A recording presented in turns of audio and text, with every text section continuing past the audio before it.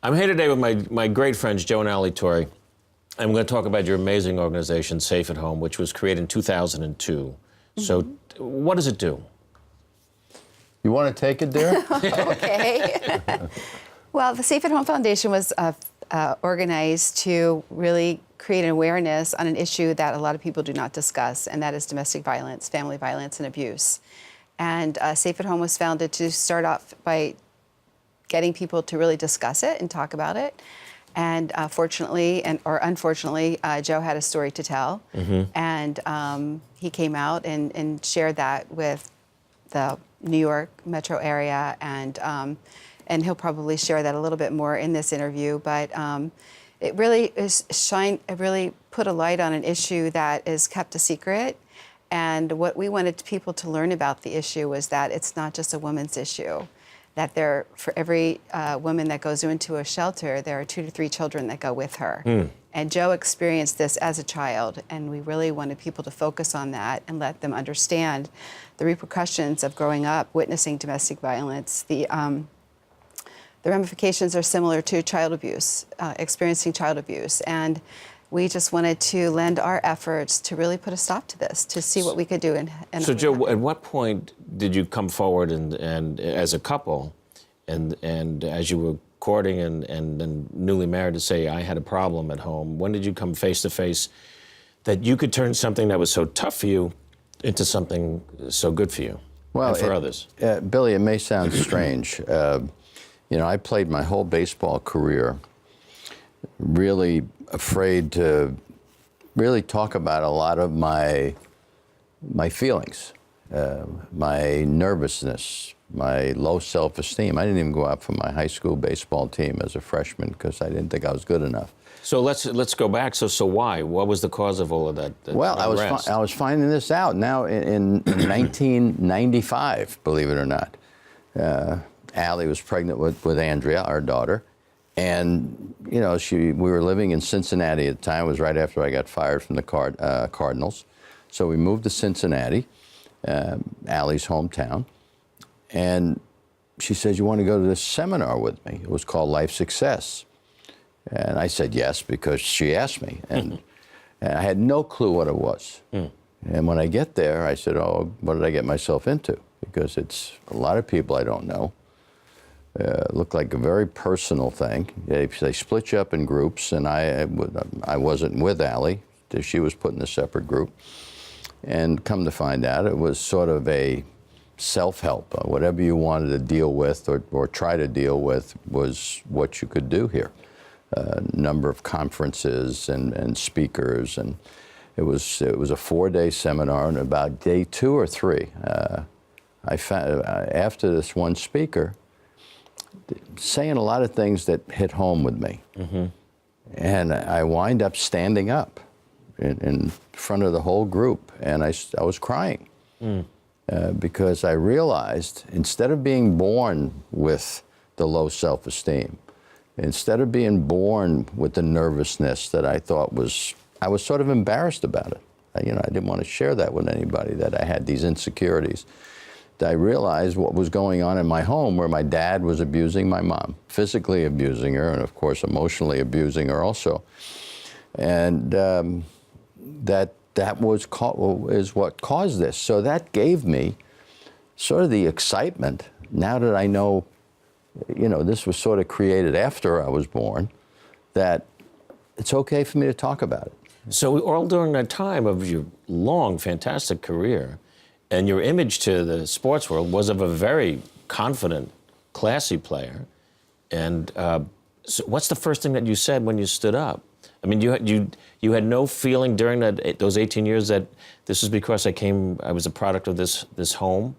No, I mean, I knew I never really talked a whole lot, and Allie could tell you, I never really talked a whole lot about it. She knew my mom and dad had divorced when I was like 11 or 12, and my dad was abusive, but I never really went into any details. And during that time, I'm the youngest of 5 children. So my older siblings, 2 sisters, 2 brothers, they protected me, or tried to protect me from what was going on in the house, because my mom would never talk about it. You could see evidence, and I, of course, was in the house when, you know, my dad didn't like what she put on the table for lunch. He used to work nights, so he ate at unusual times. And he was a police officer. He was a police detective, and he'd take the dish, throw it against the wall, and I could hear that. And then one day, when I was maybe 8 or 9, he, you know, went to in the dining room, went to the drawer to get his revolver because my oldest sister Ray was trying to protect my mom, and she had a knife in her hand, and I'm at this other end corner of the table, and he says, "Put the knife down." And he went for his revolver, and I went over and took the knife out of my sister's hand and put it on the dining room table, and so that was really the one thing that I did witness, and it's just what went on. So all these years later, you find yourself in this ballroom in a hotel, standing up, weeping in front of strangers. And what's the first thing that you said? I came from an abused family? Yeah, I said, we're talking about my father. And I was crying, and I don't know, you were there, and I don't even know if you remember what I said because it's blurry for me. The only thing I know is that it dramatically affected me. And I got up, which is unusual for me because I'm shy, especially in front of strangers. And here I am. I was just named Yankee manager. So Yes, this is 95. 95. And it's like late November, early December, and I was named like November 1st or 2nd. And here I am, just So Allie, when he came home that evening, and really we were separated. There was a lot of meditation, that type of thing, and the most emotional moment for me was him calling his sister and saying, "Did Dad hit Mom?" And so it was being revealed to him in bits and pieces. And I knew Joe, we had been together for many, many years, and he never really shared any of this with me. I would ask him about his father, it would just go away. So for all of them, including his sisters, as things started to unfold, which was very uncomfortable at first, they just have such a sense of relief just by being able to disclose it, to talk about it, and not that they're blaming their dad or anything, it just to kind of open that door for them to have a little bit of peace. So then when did you two decide to create Safe at Home?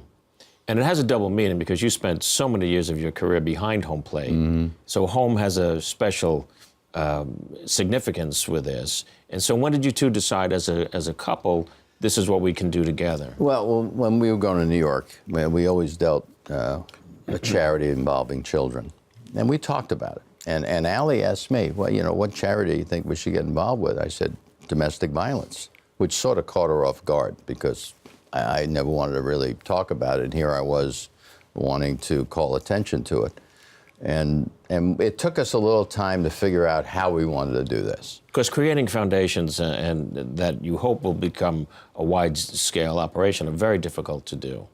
Yes, and Wow. you know, when it was Allie and my daughter Tina, who really come up with the concept of education. So that led to the safe rooms in schools, and of course I suggested, you know, name after my mom, Margaret's Place.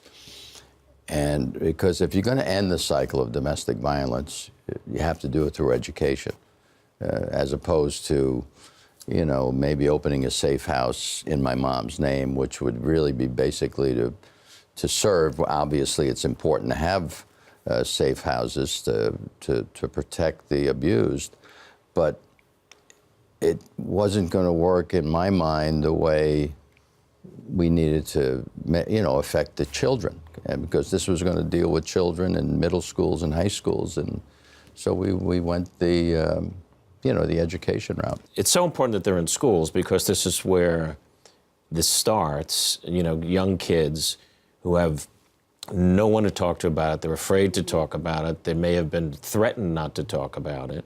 And so now they come to these Margaret's Places, so perfectly named, where they can exchange feelings and good things come out of it. Because I've been at all of the functions pretty much, and the thrill for me is seeing the young people come up and talk about how they're not afraid to go home anymore, how they're going on to college, they're going on to do great things in their lives, and it's so impressive that this has started out of your own personal pain and now helping others with that same pain. It's fantastic. Yeah, and Billy, I think that I know what the message is, but when I was, growing up, I never shared this with anybody. When I used to go to my friend's house, waiting for my dad to go to work, I just went there. I didn't say I didn't want to go home because my dad was there. So when we started our Safe at Home Foundation, friends who were very close to me had no clue, because I just was embarrassed what was going on in my home, and I felt like I was the only one in the neighborhood that had this going on.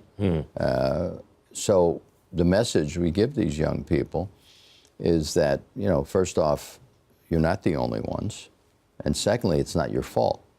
Because a lot of times in my home, because my sisters were trying to protect me, because I'm 8.5 years younger than the next youngest, so I'm the youngest of 5, and so there was a lot of whispering going on. When that happens, I feel like, what did I do wrong? I may have caused this, So all these things were going through my mind. So that's the message we deliver to these youngsters. You're not alone. Talk about it. And we give young people the tools to deal with what's going on in their lives, and it really makes a difference. We know it works. In the years we've had Margaret's Places, that we've had over 55,000 young people come through our program. We'll have part 2 of Billy Crystal's interview with Joe and Allie Torrey right here tomorrow. And for more information on the Safe at Home Foundation, visit us at metrofocus.org.